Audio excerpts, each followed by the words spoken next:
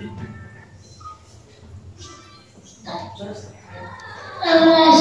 και τα οφτά που είναι παρεΐνα, όχι στα τηγανίτα που έχουν τόσα λιπάρα.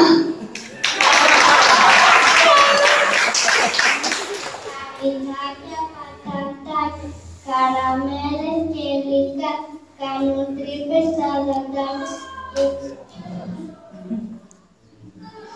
τα γλυκά.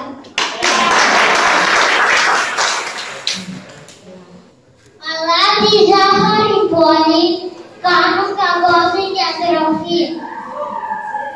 Λένε όλοι στα πολλά γλυκά, σε όλα τα δωμάτια τα ημερά. Τα φρούτα καλά καλικά να προτιμάτε πάντα μας. Περιέχουν ίνες φυτικές και βιταμίνες τρεπτικές.